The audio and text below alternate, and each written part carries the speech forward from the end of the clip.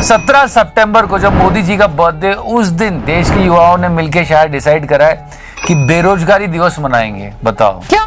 मेरे कांकेर के भाइयों बहनों, मुझे बताइए, ये हमारी चोरी किया हुआ पैसा वापस आना चाहिए कि नहीं आना चाहिए? ये काला धन वापस आना चाहिए?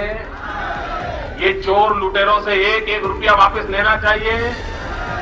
इस रुपयों पर जनता का अधिकार है कि नहीं है? ये रुपया जनता के काम आना चाहिए? अरे एक बार ये जो चोर लुटेरों के पैसे विदेशी बैंकों में जमा है ना, उतने भी हम रुपये ले आए ना, तो भी हिंदुस्तान के एक एक गरीब आदमी को मुफ्त में 15-20 लाख रुपए भी मिल जाएगा। कितने रुपये?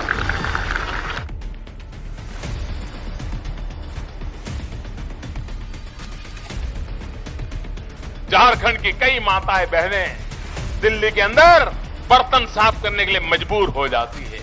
भाइयों बहनों, रोजगार आपको आपके प्रदेश में मिलना चाहिए कि नहीं मिलना चाहिए? आपके इलाके में मिलना चाहिए कि नहीं मिलना चाहिए? और इसलिए भाइयों बहनों, हमने मेक इन इंडिया का अभियान चलाया है। हम चाहते हैं छोटे छोटे कारखानों का जाल बिछे, छोटे छोटे कारखाने लगे, हर गांव गली मोहल्ले में रोजगारी का अवसर पैदा हो। बदलती डिमांड और टेक्नोलॉजी के कारण हमारे देश में नेचर ऑफ जॉब में भी बहुत बड़ा बदलाव आ रहा है।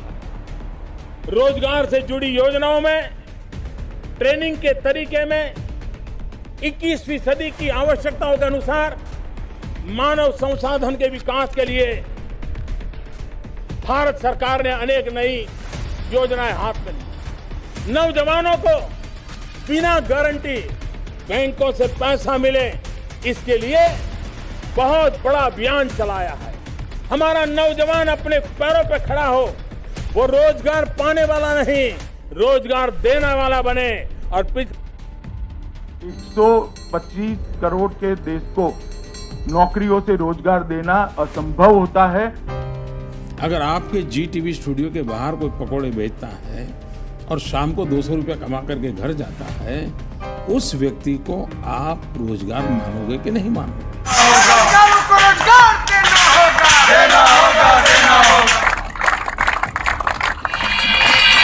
10 लाख से ज्यादा लोगों की नौकरियां केवल और केवल इस जुलाई के महीने में गई। 2016 से लेकर 2018 तक 50 लाख लोगों के जॉब्स गए डीमोनेटाइजेशन की वजह से। पर नोटबंदी ने रोजगार देने वाले टेक्सटाइल सेक्टर को बेरोजगार बना दिया है। People were suffering from every corner of the country. नोटबंदी यानी डीमोनेटाइजेशन का असर अब लोगों की नौकरियों पर पड़ने लगा है। दुनिया की सबसे बड़ी मोबाइल कॉन्ट्रैक्ट मैन्युफैक्चरर फॉक्सकॉन ने अपने 8,000 कर्मचारियों में से 1700 कर्मचारियों को 2 हफ्ते के लिए पेड लीव पर भेज दिया है। 6% का अनएम्प्लॉयमेंट रेट बढ़ा था जीएसटी की वजह से। नोटबंदी के बाद काम से निकाल दिया गया, जो काम मिला भी उसके पैसे अभी तक नहीं मिले हैं। सर, मेरे को पास किराए के लिए पैसे नहीं है, बच्चे लोगों को दूध के लिए पैसे नहीं है। कब से ये दिक्कत है? 1 महीने से।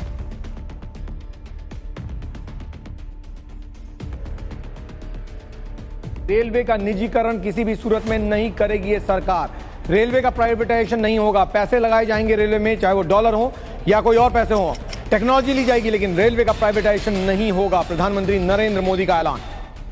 हम उन पैसों को रेलवे के विकास के लिए लगाना चाहते हैं, जिसके कारण आप जो रेलवे में काम कर रहे हैं उनका भी भला होगा और हिंदुस्तान का भी भला होगा।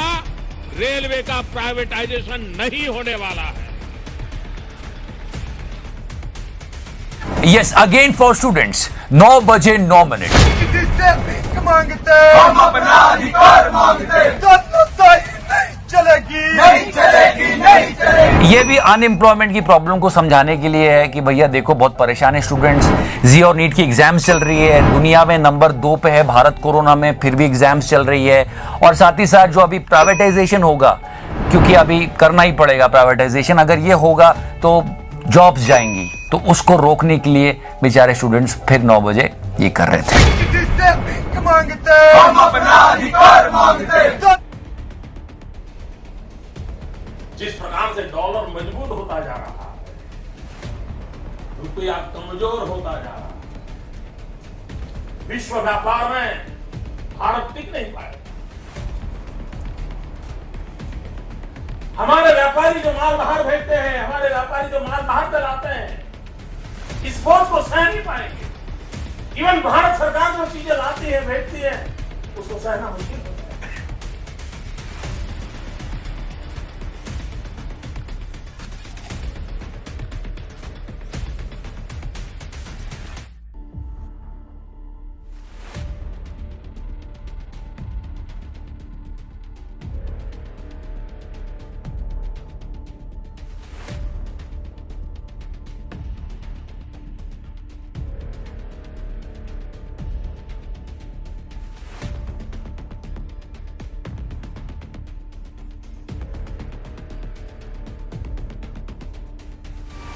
जिस दिन भारतीय जनता पार्टी को मौका मिलेगा, एक एक पाई हिंदुस्तान की वापस लाई जाएगी और हिंदुस्तान के गरीबों के लिए काम लाई जाएगी।